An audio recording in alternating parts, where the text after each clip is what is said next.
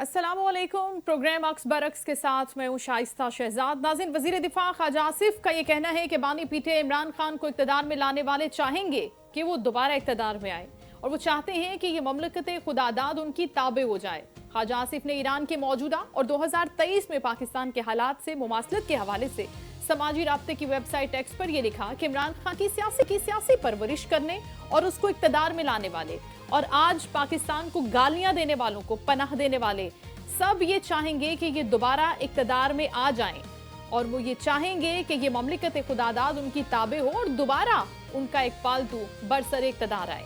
वज़ीर दिफा ख्वाजा आसिफ ये भी कहते हैं कि याद रखें 9 मई को फौजी तंसीबात पर हमला इन्हीं मकासद के उसूल की एक कोशिश थी। फर्क देखिए कि जब इमरान खान के दौरे हुकूमत में हिंदुस्तान ने पाकिस्तान पर हमला किया तो रातों रात उनके पायलट अभिनंदन को हमने हाथ जोड़कर उनको वापस किया, लेकिन दूसरी जानिब कौमी असेंबली में अपोजिशन लीडर की तैनाती के मामले पर एक अहम पेशरफ्त सामने आई है। स्पीकर अयाज सादिक ने असेंबली हुकाम और आईनी माहिरीन से मुशावरत मुकम्मल की है और कानूनी माहिरीन ने स्पीकर को महमूद अचकज़ई का नाम ऐवान में ही ऐलान करने की राय दी है। आईनी माहिरीन ने यह भी तजवीज़ दी है कि अपोजिशन लीडर की तकर्रुरी का मामला जहां से शुरू हुआ था उसका इख्तिताम भी उसी ऐवान के अंदर होना चाहिए। आईनी माहिरीन की मुत्तफिका राय यह है कि अपोजिशन लीडर की तकर्रुरी का बाज़ाब्ता ऐलान कौमी असेंबली के फ्लोर पर किया जाए ताकि किसी भी आईनी या सियासी अभाम की गुंजाइश ही बाकी न रहे। रहनुमा तहरीक इंसाफ सलमान अकरम राजा ने अफसोस का इजहार करते हुए कहा कि अब तक अपोजिशन लीडर की तकर्रुरी नहीं हो सकी। कहते हैं कि महमूद खान अचकज़ई को कौमी असेंबली में अपोजिशन लीडर मुकर्रर किया जाना चाहिए। सेनेट में राजा नासिर अब्बास को अपोजिशन लीडर बनाया जाना चाहिए। स्पीकर को चाहिए कि वो इनकी तकर्रुरी अब कर दें। जबकि आज तकरीब से खिताब में चेयरमैन पाकिस्तान बिलावल भुट्टो जरदारी कहते हैं कि पीपल्स पार्टी सिंध में भारी अवामी अक्सरियत से इक़्तिदार में आई और हुकूमत संभालते ही मुतादिद संगीन चैलेंजेस का उनको सामना था। ताहम इन मुश्किलात का मुकाबला एक मौसर हिकमत अमली और अवामी फलाह को तरजीह देकर हमने किया। ये भी कहते हैं कि माजी में अंदरून सिंध बुनियादी सहूलियात की कमी के बाइस अवाम को काफिलों की सूरत में सफर करना पड़ता था, मगर पीपल्स पार्टी की हुकूमत ने इंफ्रास्ट्रक्चर, सेहत और दीगर अहम शोबों में नुमायां बेहतरी लेकर आए हैं और सिंध में आलमी मयार की सेहत की सहूलियात अवाम को अब मुफ्त फराहम की जा रही हैं। कैंसर जैसे महंगे मरज के इलाज के लिए पहली बार साइबर नाइफ जैसी जदीद टेक्नोलॉजी सिंध में मौजूद है, कराची में मौजूद है। चेयरमैन पाकिस्तान पीपल्स पार्टी कहते हैं कि सिंध हुकूमत मुल्क में महंगा तरीन कैंसर इलाज भी बिला मुआवजा फराहम कर रही है, जो अवामी खिदमत का फलाही सियासत के अज़्म का एक अमली सबूत है। लिहाजा हमें तनकीद का निशाना बनाना बंद किया जाए, क्योंकि इससे पहले हमने देखा था कि उनके खिलाफ एक कैंपेन की जा रही थी कि वो काम नहीं कर रहे हैं, तो गालिबन इसी हवाले से उन्होंने ये क्लैरिटी दी है। इन तमाम मौज़ूआत पर आज हम बात करेंगे प्रोग्राम में, लेकिन सबसे पहले हमने दावत दी है पाकिस्तान मुस्लिम लीग नून की रहनुमा है मोहतरमा फराह खान साहिबा, उनको हमने दावत दी, उनको हम वेलकम करते हैं। वालेकुम अस्सलाम। बहुत शुक्रिया आपके कीमती वक्त का। फराह साहिबा, सबसे पहले तो हम आगाज करना चाहेंगे कि अभी जो हम देख रहे हैं कि बड़े सख्त बयानात आ रहे हैं, साथ साथ मुज़ाकरात भी हो रहे हैं पाकिस्तान तहरीक इंसाफ के साथ। हुकूमत बड़ी फराग दिली से इससे पहले भी उनको टेबल पर बैठने की, मुज़ाकरात की दावत दे चुकी है, जिसको हमने कहा कि बहुत अच्छा जेस्चर है, पॉजिटिव साइन है कि अगर आप बैठना चाहते हैं पीटीआई के साथ। लेकिन दूसरी जानिब ये ज्यादती नहीं है कि ख्वाजा आसिफ साहब जैसे बयानात दे रहे हैं, आपको लगता है कि जस्टिफाइड हैं ये ऐसे बयानात? अगर हम इन तनकीदी माहौल को, इन नेगेटिविटी को दूर करने के लिए एफर्ट्स डाल रहे हैं, तो ऐसे माहौल में इस तरह के बयानात आने चाहिए? कैसे देखती हैं आप? Thank you so very much. एक तो पीटीआई को न जाने क्यों इतना मीडिया फोबिया है कि इनको हर वक्त मीडिया पे जिंदा रहना है और नॉन इशू से भी ये इशू बना लेते हैं और फिर मजबूरन कोई ना कोई बयान इनके लिए देना पड़ता है। और वो बयान भी ये होता है कि खुदारा सीरियस हो जाइए, पाकिस्तान में बड़े मसाइल हैं, हमें काम करने दीजिए। अब सारी उम्र आपको तो लेके फिरेंगे नहीं, क्योंकि आपको तो इक्तदार दिया गया। पिछले 12 सालों से खैबर पख्तूनख्वा में आपकी हुकूमत है, आप वन टाइम प्राइम मिनिस्टर भी रहे, असम्बलियां तोड़ देते हैं आप। तो आप गिला मत कीजिए, आपका हमारे साथ क्या सलूक था अगर उसके कंपैरिजन में देखें तो मेरे ख्याल में मौजूदा हुकूमत का, पाकिस्तान मुस्लिम लीग नून का जो इनके साथ रवैया है वो बहुत ही ज्यादा शफकत भरा है। हम बार बार इनकी तरफ जा रहे हैं, इनके लिए हम वर्किंग पेपर सीबीएम डेवलप करते हैं कि ये खुदारा हमारे साथ निगोशिएटिंग कमेटी में बैठिए, ये हमारे साथ नहीं बैठते हैं, चौथे राउंड में हमसे भाग जाते हैं। फिर इनके लिए हम पार्लियामेंट्री कमेटी बनाते हैं कि आइए खुदारा इसमें हमारे साथ बैठिए, ये उसमें नहीं बैठते हैं। तो ये तो हमारे साथ नहीं, कभी कभी बड़ी माजरत के साथ मैं भी एक सख्त स्टेटमेंट देने जा रही हूँ कि लगता है कि ये पाकिस्तान के साथ ही एक पेज पे नहीं है। तो इनके ये रवैये ये नफरत, ये बदअखलाकी। शुरू में हमने सुना था कि बड़े पढ़े लिखे लोग इनके पास आते थे, बड़े बड़े नाम देख लीजिए, लेकिन आहिस्ता आहिस्ता वो पढ़े लिखे लोग जब इनके हालात देखते गए तो वो इनसे दूर चले गई है। बताइए अभी इनके पास क्या कोई संजीदा इंसान है? इक्का दुक्का को छोड़ के, अच्छे लोग भी होते हैं, हर जगह बुरे लोग भी होते हैं, जी। लेकिन जो काबिल लोग, संजीदा लोग थे, जो पाकिस्तान के लिए सोचते थे, वो इनसे दूर चले गए। क्योंकि इनको देख लिया, आज आप पाकिस्तान के खिलाफ इंडिया के साथ बैठ जाते हैं, आज आप पाकिस्तान के खिलाफ अफगानिस्तान के साथ बैठ जाते हैं, आज आप पाकिस्तान के अंदर हर उस सूबे में जहां तरक्की आ रही है, जहां पे खुशहाली आ रही है, आप इंतशार करने चले जाते हैं। असेंबलियों में आप नहीं टिकते हैं, खैबर पख्तूनख्वा में अपोजिशन, जो कि हम यहाँ अपोजिशन में है, आप जी। हमें नहीं बात करने देते।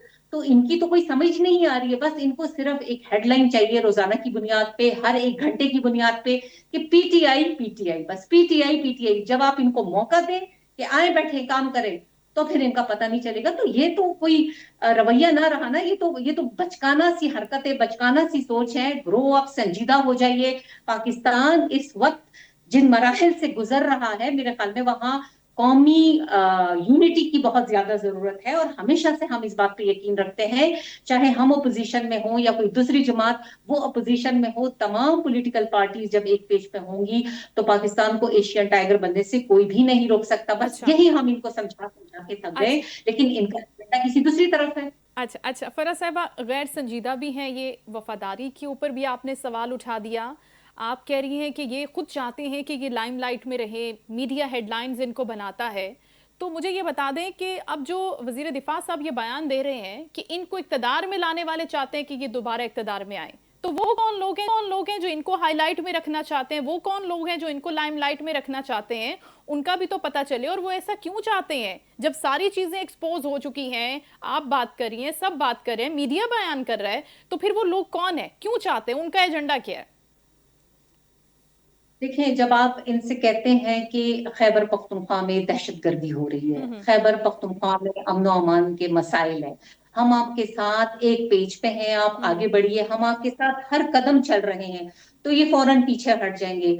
2021 में इन्होंने किन लोगों को छुड़वाया जेलों से, जो पाकिस्तान की जेलों में थे? मैं अभी भी एक टॉक शो पे ये बात कर रही थी, गलबन इसके बाद आपका भी चैनल आया, उसमें भी मैंने ये बात की कि आप उन लोगों को छुड़वा रहे हैं जो कभी कहते थे कि जो पाटा का इंतजाम हुआ है, जो अब एक्स पाटा कहलाता है, न्यूली मर्ज डिस्ट्रिक्ट्स कहलाते हैं, आप उसका रिवर्सल कर दीजिए।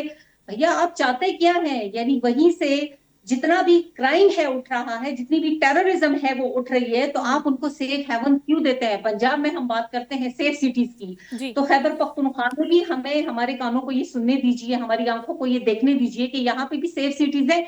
यहाँ पे तो फिर सेफ हेवन से ना, तो खैबर पख्तूनख्वा की आवाम ऑलरेडी गुर्बत की चक्की में, बेरोजगारी की चक्की में, सेहत यहाँ कोई नहीं है, एजुकेशन यहाँ कोई नहीं है, जो एक अमनो अमान यहाँ पे था वो भी अब ना रहा। आप कहते हैं जी इनके साथ निगोसिएशंस कीजिए। मैं आपको शाइस्ता साहिबा पूरी हिस्ट्री दे सकती हूँ कि 2006 से 2007 और उसके बाद फिर आगे आते जाइए, आज 2026 तक पहला जो हमारा मुआहदा होता है वो वजीरिस्तान अकॉर्ड होता है। ये तो अब आए ना, इनको अपने मुल्क के बारे में पता क्या है? अगर थोड़ा ये पढ़ लिखते तो थोड़ा सा इनके दिल में दर्द होता, थोड़ा सा दर्द होता। तो हम उन वक्तों से इनके साथ निगोसिएशंस कर रहे हैं जब अमेरिका जैसी सुपर पावर इनको कायल ना कर सकी।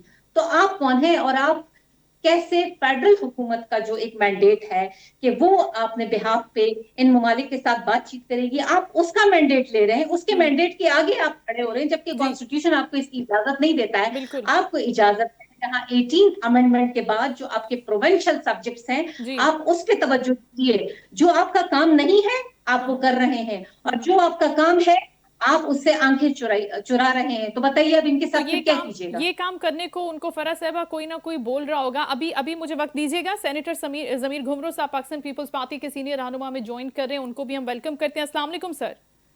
वालेकुम सलाम। बहुत शुक्रिया सर, प्रोग्राम में शिरकत की आपने। फराज साहिबा भी पीएमएलएन से हमारे साथ ही हैं आपसे, लेकिन हम ये बात करना चाहेंगे कि बिलावल भुट्टो जरदारी साहब ने एक बड़ी जानदार और शानदार तकरीर की है। गालिबन ये उन तनकीदी जुमलों का, उन तनकीदी तरीकों का और तकरीरों का जवाब है जो उन्होंने दिया है। जो कुछ अनासिर हैं सिंध में भी, कराची में भी, और जाहिर है कहीं और भी बैठे हुए, जो ये कह रहे थे कि सिंध में काम हो नहीं रहा, कराची में काम हो नहीं रहा, और ये खुद नहीं चाहते सिंध और हुक्मरान। कराची तो एक ही है। हाँ जी जी जी, आप क्या फरमा रहे हैं सर? सिंध और कराची एक ही है। नहीं नहीं, मैं कह रही हूँ कि कराची से बाहर बैठे हुए लोग भी, फेडरल में बैठे हुए लोग भी, लाहौर में बैठे हुए लोग भी ये तनकीद कर रहे होते हैं, बड़ी पोजीशंस पे बैठे हुए लोग ये तकरीर कर रहे होते हैं कि यहाँ पर काम नहीं हो रहा है। इवेंचुअली कराची को ले लें या इंटीरियर सिंध को ले लें, सिंध मैं इस वजह से अलग कह रही हूँ कि वो जाहिर है उनके वो इलाके हैं गाँव देहात के, तो अब उन्होंने जो नहीं, तकरीर सिंध की है पूरा है, आप। कराची तो उसका कैपिटल है ना, कराची भी सिंध में है ना। जी जी बिल्कुल, वो डेवलप्ड नहीं है ना इलाके, उनकी बात कर रहे हैं कि वो उनको टारगेट करते हैं कि वहां काम नहीं होता, कराची में काम नहीं होता स्पेसिफिकली, अगर है कैपिटल भी। तो अब ये जो तकरीर है, क्या ये उन तमाम दावों को धोने के लिए थी और वाकई इस लेवल पे काम हो रहे हैं, या बस ये दावे थे उनके जो उन्होंने कर दिए एक मर्तबा फिर?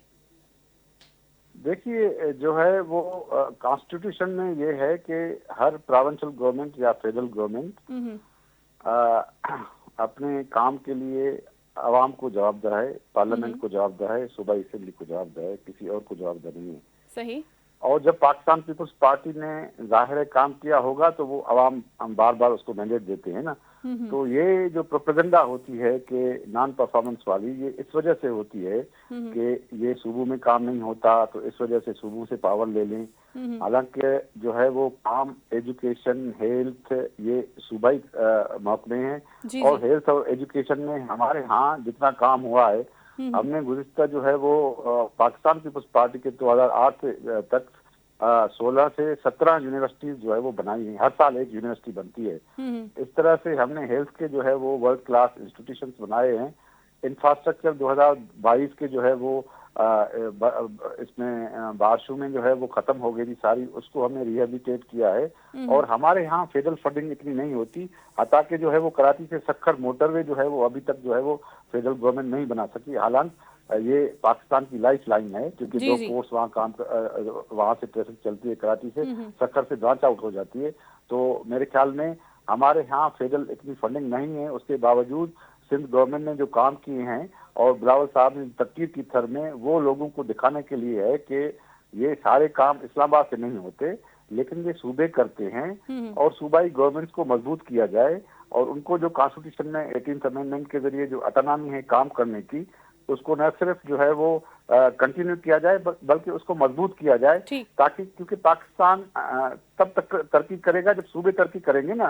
पाकिस्तान सूबों पर है ना मुहित, कॉन्स्टिट्यूशन तो में एक यही सूबा है ही कि तरक्की करता पाकिस्तान हुआ की क्यों नजर आता है तो सेनेटर इस वजह साहब? से ये जो तकरीर है बिलावल साहब की, जी जी। ये उन फोर्सेस को जवाब है जो हमेशा अनडेमोक्रेटिक बात करते हैं, क्योंकि प्रोविंशियल गवर्नमेंट आवाम को जो है वो जवाबदेह हैं और फेडरल गवर्नमेंट भी आवाम को जवाबदेह है अपने काम के लिए। लेकिन तो आप ये कह रहे हैं ना कि किसी और फेडरल, अथॉरिटी को जब जवाबदेह उनको बनाया जाता है तो उससे जो है वो कॉन्स्टिट्यूशन वायोलेट होता है। ठीक है सेनेटर साहब, मेरा सवाल ये है कि आप कह रहे हैं कि फेडरल फंड्स देता है और फिर सारे सूबे तरक्की करते हैं। 2008 से लेकर 2025 तक की सिंध की कहानी बिलावल साहब ने सुना दी है, लेकिन इसमें एक सूबे की तरक्की यानी पंजाब की तरक्की का रेशो इतना ऊपर क्यों है और सिंध की तरक्की का रेशो इतना कम क्यों है? तरक्की की भी है, अगर हम उन्हीं के फैक्ट्स एंड फिगर्स को ले लेते हैं जो आज उन्होंने बताए ब्रीफिंग में। देखिए, पहले तो प्रोविंसेस को फेडरल गवर्नमेंट फंड नहीं देती। प्रोविंसेस को जो है वो और फेडरल गवर्नमेंट को जो टैक्स रेवेन्यू मिलता है वो एनएफसी देता है। एनएफसी में 8 सूबों के नुमाइंदे होते हैं, एक फेडरल गवर्नमेंट का होता है।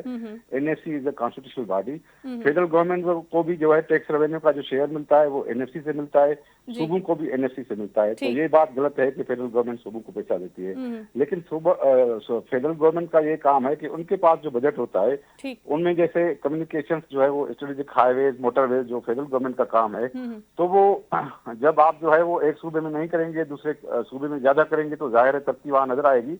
और ये मैं नहीं किसी गवर्नमेंट को नहीं कहा, जहाँ काम हुआ वो अच्छी बात है और ये हम उसको किसी को नहीं कहते कि वो कोई सूबे को जो है वो काम नहीं करना चाहिए। लेकिन हमारे यहाँ जो अलमिया ये है कि फेडरल गवर्नमेंट की जो फंडिंग है वो सिंध में कम है, बहुत कम है। इवन हमारे मेन जो लाइफ लाइन है जो है वो भी मोटरवे नहीं बना। तो हमारे यहाँ जो है वो इस वजह से जो है वो लोग कहते हैं कि कम्युनिकेशन का जो सिस्टम है वो वीक है, जिसकी वजह से जो है वो आपको जो है वो आते हैं ट्रेवलिंग में कराची से सक्खर तक 8 घंटे लगते हैं, हालांकि 4 घंटे लगने चाहिए। तो अब हमने जो रोड्स बनाए हैं थर की तरफ, मिट्टी की तरफ भी इतना टाइम लगता था 8-8 घंटे, अभी वो 3-4 घंटे लगते हैं, आप जो है वो थर पहुंच जाते हैं। थर में जो तरक्की हुई है, दूसरे इलाकों में जो है वो हमने जो है वो तरक्की की है या रोड्स को, नेटवर्क को, कम्युनिकेशन को रिहेबिलिटेट किया है अपने फंड से, तो फेडरल फंडिंग सिंध में नहीं है। इस वजह से जो है वो हमारा कम्युनिकेशन का सिस्टम जो है अभी भी इतना स्ट्रांग नहीं है, इंफ्रास्ट्रक्चर इतना स्ट्रांग नहीं है। लेकिन हमने जो है वो एजुकेशन में, हेल्थ में और दूसरे डिपार्टमेंट्स में जो हमने तरक्की लाई है, वो जो हमने खर्चा किया है वो बिल्कुल जो है वो देखने के लायक है। और वो बिलावल साहब ने अपनी तकरीर में यही कहा ना कि हमने तो सिर्फ थर जो डेजर्ट है उसको भी, उसमें भी हम इनकलाब लाए हैं, और उससे जो है वो जो सस्ती बिजली मिल रही है, इवन फैसलाबाद को मिल रही है, इस्लामाबाद को मिल रही है, उससे पाकिस्तान तरक्की कर रहा है।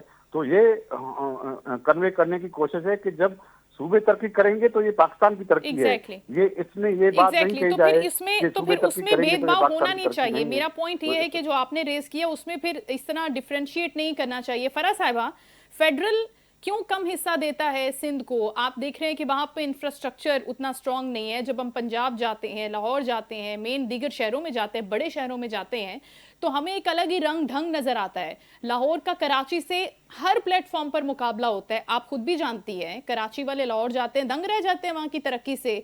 तो ये जानबूझकर किया जाता है, डेलिबरेटली किया जाता है, ताकि हम ऊपर रहें, हमारी तरक्की दिखती रहे, लोग हमें सपोर्ट करते रहें और यहाँ पर कम काम हो।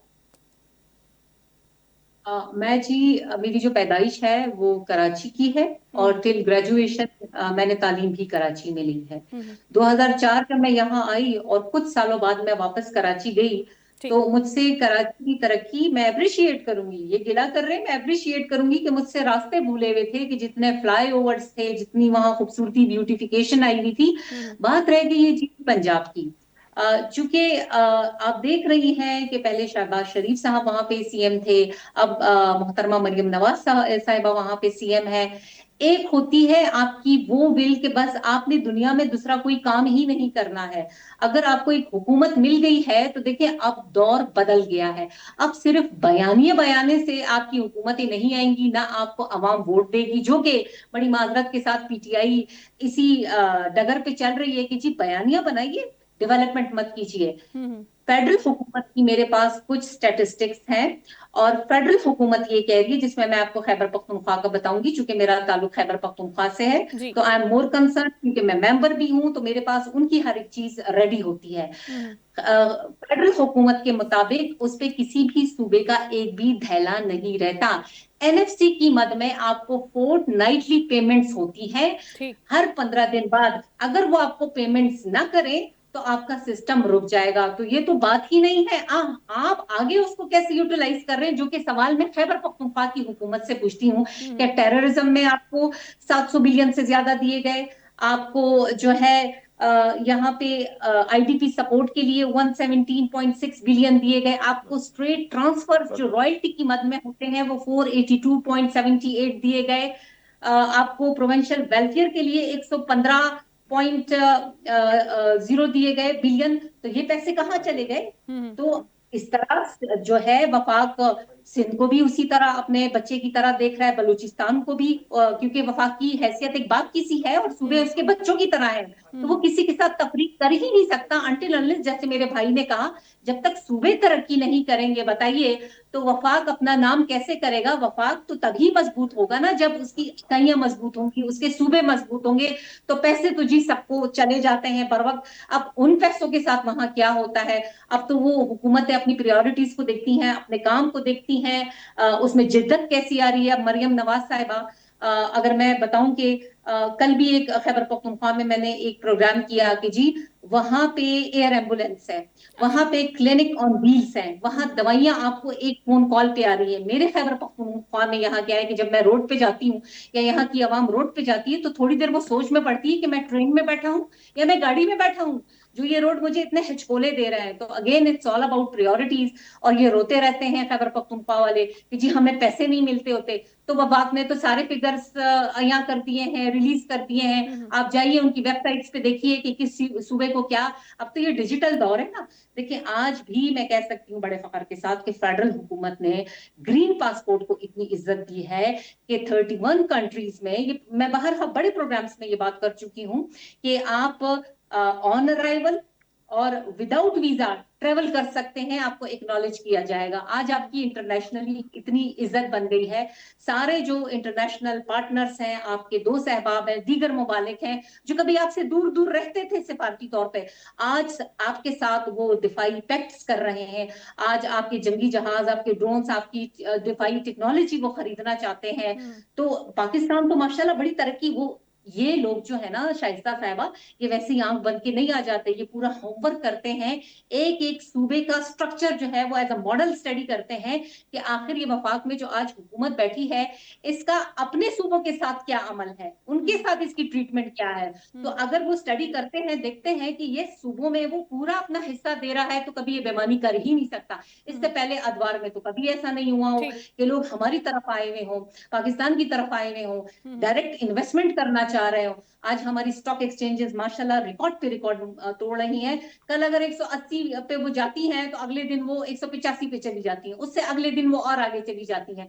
तो ये सबूत है इस बात का कि वफाक खुद भी चाह रहा है कि वो वफाकी तौर पे तरक्की करे, और वफाक ये भी चाह रहा है कि चारों सूबों पूरा पूरा पाकिस्तान बशमूल तरक्की करे। ठीक ठीक, मैं समझ गई। कश्मीर तरक्की सेनेटर करे, साहब, क्योंकि जी जी, पाकिस्तान की बका का सवाल है। बिल्कुल ठीक है। फराह साहब, आपको पॉइंट आ गया। सेनेटर साहब, आप फराह साहबा की गुफ्तगू को कैसे एनालाइज करते हैं कि जो पाकिस्तान इस वक्त टेक ऑफ पोजीशन में है, क्या वाकई उसमें फेडरल गवर्नमेंट की को क्रेडिट भी जाता है, उनकी मेहनत भी है? क्योंकि जब खान साहब गए थे तो उसके बाद उन्होंने कहा कि अब तो वो पूरे पाकिस्तान को आईएमएफ के पास गिरवी रख के गए हुए हैं और पाकिस्तान जो है ना इस वक्त वो नहीं निकल सकता इस चुंगल से। निकाला उसको, स्टैंड किया।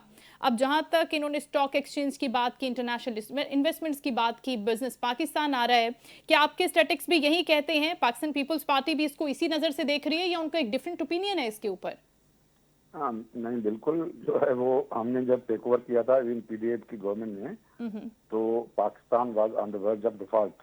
जो पीटीआई गवर्नमेंट ने पाकिस्तान के साथ असर किया था, तो उसके बाद पाकिस्तान के जो मैक्रो इंडिकेटर्स हैं अभी बहुत स्ट्रांग है और हम जो है वो उस बड़े क्राइसिस से निकल आए हैं। और जो है वो जो 4 डे वार हुई थी जो इंडिया के साथ, उसके बाद पाकिस्तान जो है वो स्ट्रांगली उस सिचुएशन से और भी निकल आया और उसकी ग्लोबल जो स्टैंडिंग है वो बहुत बड़ी ऊपर गई है। और इस वजह से क्योंकि ये सिस्टम स्ट्रांग हुआ है, इकोनॉमी स्ट्रांग हुई है और एंटी टेररिज्म जो है ऑपरेशन हमने की हैं उसमें भी कामयाबी मिली है, तो इस वजह से ही ये बातें हो रही हैं कि सूबे आपस में कॉम्पीट कर रहे हैं। डेवलप, ये पाकिस्तान में पहली मरतबा हुआ है कि सूबे कह रहे हैं कि मैं डेवलपमेंट ज्यादा करा रहा हूँ, कोई सूबा कह रहा है कि मैं ज्यादा करा रहा हूँ और उनके रिसोर्सेज पर बहस हो रहा है। ये फेडरेशन के स्ट्रेंथनिंग की बात है, ये पाकिस्तान के स्ट्रेंथन होने की बात है कि सूबे आपस में बिल्कुल मुकाबला करें डेवलपमेंट में। ये तो अच्छी बात है कि फेडरेशन में जो है वो एक स्टेट में जो है वो अगर ज्यादा तरक्की करती है, दूसरा उसके कम्पीट करता है और उसके रिसोर्सेज पर डिस्कस होता है कि उसको कैसे यूज किया जाए, कौन से फील्ड में यूज किया जाए, कौन सी कोऑर्डिनेशन की जाए। तो मेरे ख्याल में पाकिस्तान में जो इकोनॉमी बेहतर हुई है, इंडिकेटर्स बेहतर हुए हैं। अभी भी इश्यूज हैं, ये नहीं कि हमारे पास चैलेंजेस नहीं, अभी भी हमारे पास चैलेंजेस हैं। हमारे एक्सपोर्ट्स का इशू है, उसको बढ़ाना है। हमारे यहाँ जो है वो टेक्नोलॉजी बढ़ानी है। हमारे यहाँ जो है वो जो आईटी इंडस्ट्री है वो उसको जो है वो आगे ले जाना है। तो पाकिस्तान को चैलेंजेस है, लेकिन जो मैक्रो इंडिकेटर्स हैं, जो इस गवर्नमेंट ने जो है वो मुल्क को डिफॉल्ट से निकालकर जो है वो सही रास्ते पर लाया है, या जो है वो हम इंडिया के साथ जो वार के बाद जो हमारी ग्लोबल स्टैंडिंग जो है वो सही हुई है, वो बेहतर हुई है, काफी बेहतर हुई है। तो उसको अगर हम आगे ले जाएंगे और मुल्क के अंदर भी जो है वो हम ऐसी सूरत हाल पैदा करेंगे जिसमें लोग पुरअमन जिंदगी गुजार सकें, खुशहाल जिंदगी गुजार सके, लोगों को एजुकेशन मुयसर हो, लोगों को बुनियादी सहूलियात मुयसर हो। यही कंपटीशन होनी चाहिए हमारे दरमियान, सूबों के दरमियान, जो कि विफाक में एक हेल्दी कंपटीशन होती है और इसमें इसको नेगेटिव नहीं लिया जाए।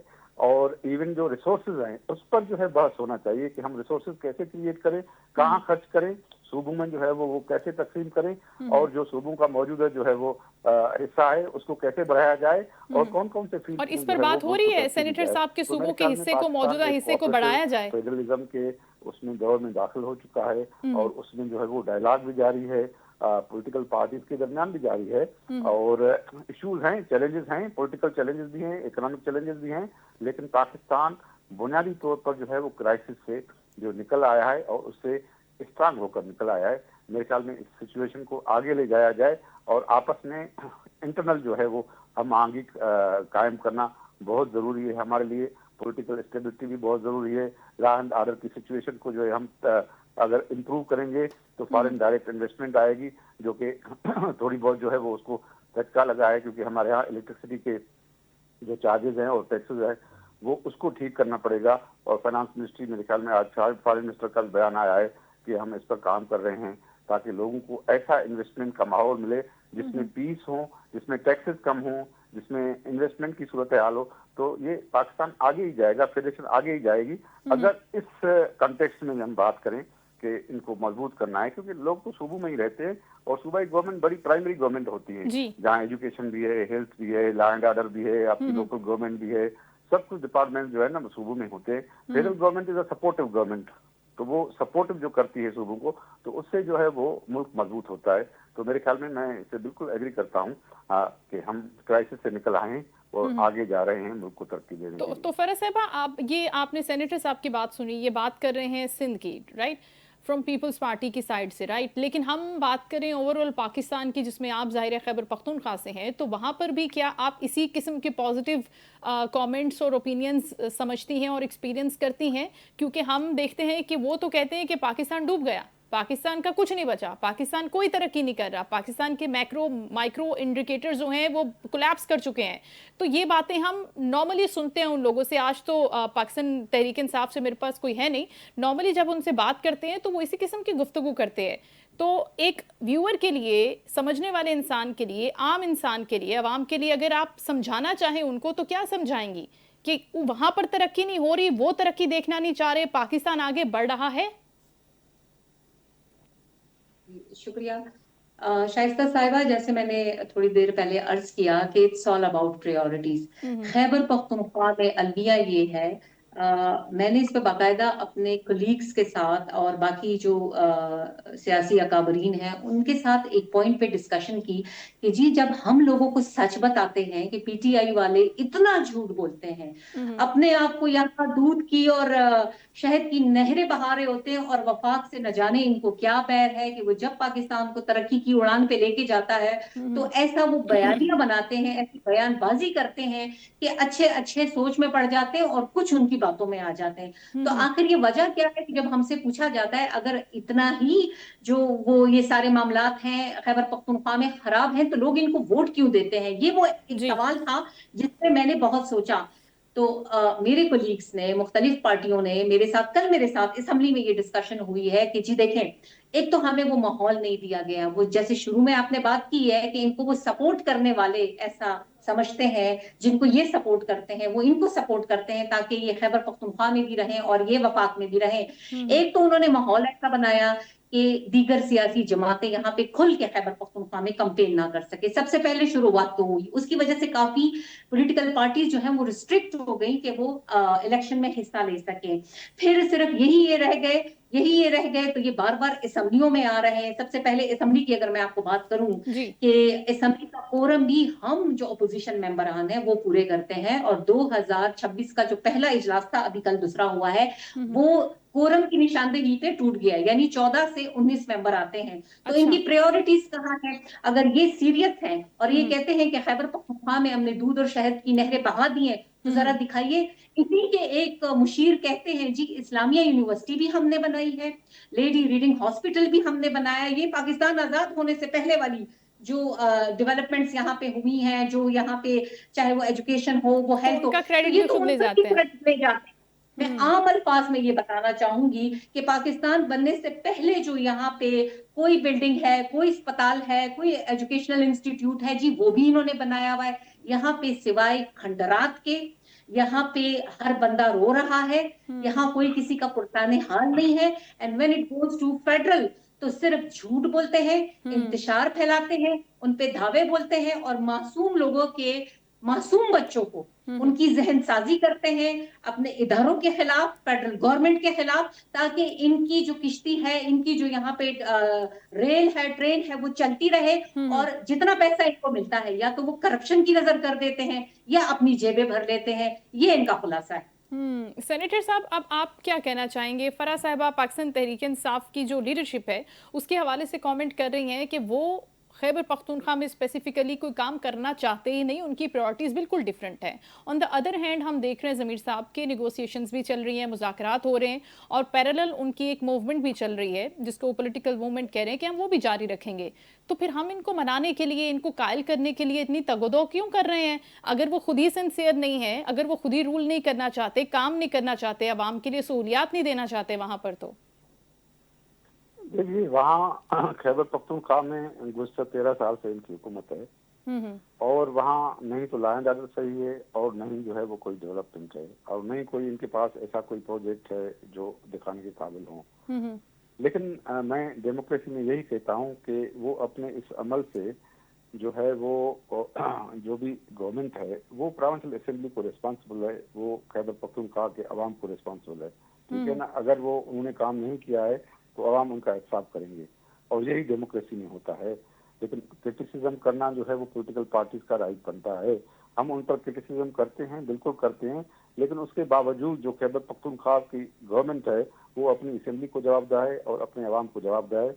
और मैं समझता हूँ कि उन्होंने बिल्कुल जो है वो गुज़श्ता 13 साल जाया किए हैं, अच्छा। और पॉलिटिकल कंट्रोवर्सी में, और उनका जो आपको उसके चीफ मिनिस्टर का मौक़िफ़ दे रहे हैं, उनका कि जो है वो हमारी गवर्नमेंट को, फेडरल गवर्नमेंट को अफगानिस्तान को जो है वो टेररिज्म का सबूत देना चाहिए। ये तो रिस्पॉन्सिबल स्टेटमेंट इस तरह से जो है वो कोई सूबे का चीफ एग्जीक्यूटिव दे सकता है कि आप जो है वो जो चीज प्रूव्ड है, जिसकी वो भी जो है वो उस कंट्राडिक्शन नहीं कर रहा अफगानिस्तान, उस पर जो है वो आप कह रहे हैं कि अपने मुल्क को, अपनी फेडरल गवर्नमेंट को कि आप इनको जो है वो साबिती दे दें। This was very responsible statement of the chief minister. ऐसे स्टेटमेंट बयानात नहीं देने चाहिए। उसके अलावा भी जो उनका जो काम है सूबे में, मेरे ख्याल में वो आवाम के सामने है कि उन्होंने जो है वो 13 साल में कौन सा काम किया है, और लॉ एंड ऑर्डर की सिचुएशन जो है वो सूबाई सब्जेक्ट है। फेडरल एजेंसीज तो उनकी सपोर्ट में है वहाँ, तो फेडरल एजेंसीज को जो है वो वहाँ एक जंग चल रही है टेररिज्म के खिलाफ।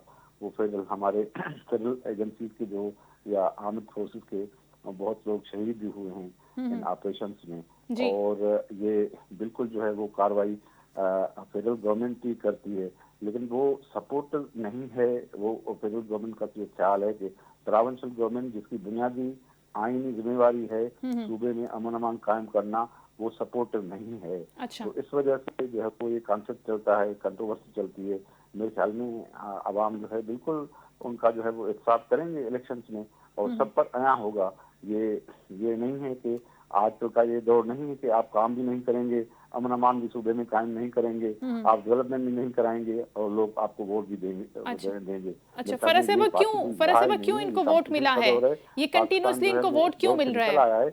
अभी जो है वो आपको वोट तो कारकर्दगी के ऊपर मिलेगा, ऐसे नहीं मिलेगा, और आपके अपने नरेशन पर मिलेगा कि आप मुल्क के लिए क्या काम कर रहे हैं, अपने सूबे के लिए क्या काम कर रहे हैं। क्योंकि ये जो नई जनरेशन है, ये जनरेशन है, ये जो हमारे यूथ है, वो बिल्कुल जो है वो इसको अभी इन्होंने जो यूथ को जो है वो मिसगाइड किया था पाकिस्तान के बारे में, और पाकिस्तान के खिलाफ भी जो है वो उन्होंने बाहर जो एक्टिविटीज की, तो उससे भी जो है वो अभी स्टेबिलिटी आ रही है।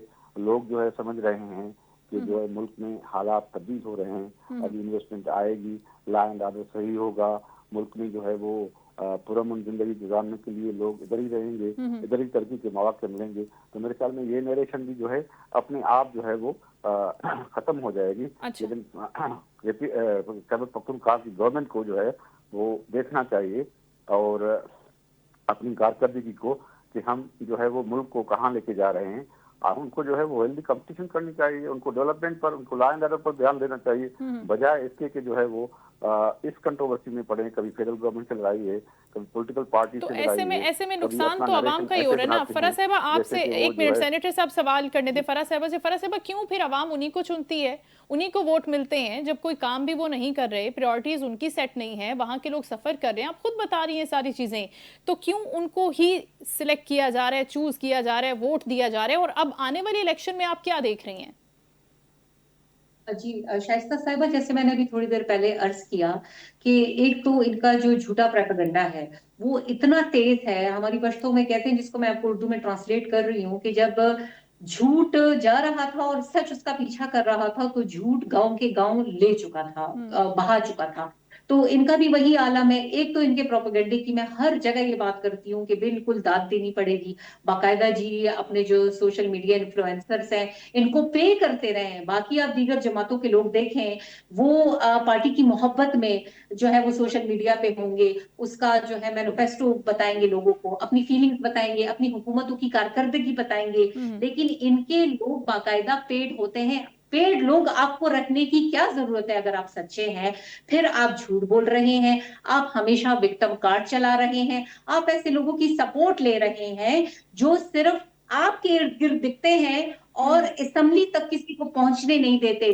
फिर आप उसमें धांधलियां करते हैं, जैसे तैसे करके आपको अपनी मेजोरिटी, और जब कुछ नहीं बनता शाइस्ता साहिबा, तो फिर आप अपने इदारों पे लान तान शुरू कर देते हैं। और अब हमने इतनी एक्सट्रीम पोजीशन ले ली है जो कि आपका फाइनल कार्ड है, इसके बाद आपका कोई कार्ड नहीं चलना है, कि आप एस्टेब्लिशमेंट के आगे आके खड़े हो गए हैं। वो एस्टेब्लिशमेंट, वो फौज अगर वो बॉर्डर्स पे नहीं होती है तो हम में से एक भी सुकून से सो नहीं सकता है। इससे तो हम बिल्कुल कहीं नहीं जा सकते। आप उनके आगे खड़े हो गए, आप जाके इंडिया के चैनल्स पे कहते हैं कि ऑपरेशन सिंदूर दोबारा कीजिए। आपका मकसद क्या है? क्या आप इतने बच्चे हैं? अगर आप बच्चे हैं तो आप सियासत ना करें। फिर आपकी खवातीन जिन्होंने खैबर पख्तूनख्वा की जो सारी हुकूमती भाग दौड़ है, वो तो बिल्कुल अपने जो है वो उसको घर की बांदी बना दिया है। एक तरफ आप कहते हैं कि जी उनका सियासत, मेरी बहनें हैं, वो मेरी माएँ बहनें हैं, मैं उनकी इज्जत करती हूँ। एक तरफ तो आप कहते हैं कि जी उनका सियासत में कोई किरदार नहीं है, दूसरी तरफ देखें तो पूरी सियासत ही वो चला रही है, आपकी सियासी मशीनरी वो रन कर रही है। आप मेरे खैबर पख्तूनख्वा की पुलिस को, मेरे इदारों के लोगों को, अफसरान को, उनकी गाड़ियों को आप इस्लामाबाद पे चढ़ाई करके ले जाते हैं, वो वहां जब्त हो जाती है। ये मेरे सूबे के लिए बाइसे शर्मिंदगी है। हमारे लोग हैरान परेशान हैं कि ये हमारे नाम पे कहते हैं कि वोट उठाया है, जब किसी की लाइट जाती है तो मोहल्ला बाहर आ जाता है। तो एक पड़ोसी दूसरे को कहता है आपने वोट दिया था तो इस वजह से देखे मैं भी सफर हो रहा हूं, तो अगला कहता है मैंने तो वोट नहीं दिया था। तो आपस में परेशान हो जाते हैं, फिर आखिर इनको वोट दिया किसने? अच्छा तो ये वो आम बातें हैं जो गलियों से, अच्छा कूचों से निकल के फैसला करती हैं, क्योंकि यही वो आवाम है ना जो मुल्कों की तकदीर बनाती है, जो तो ये फैसला अब तो करती फरा है कि साहिबा मैं उनको पता नहीं था कि वोट किसने दे दिया, तो अब इंशाल्लाह अगली इलेक्शन में तो आई होप कि उनको पता होगा कि उनको वोट किसने दिया है और उन्होंने किसको वोट दिया है। बहुत शुक्रिया फरा खान साहिबा, गुफ्तगू कर रही थी, प्रोग्राम में शिरकत की। सेनेटर ज़मीर घुमरो साहब आपका भी बहुत शुक्रिया। नाज़रीन यहाँ पर प्रोग्राम को वाइंड अप करना होगा, प्रोग्राम का वक्त खत्म हो गया। अपना ख्याल रखिएगा, इंशाल्लाह कल आपसे दोबारा मुलाकात होगी। अल्लाह हाफिज़।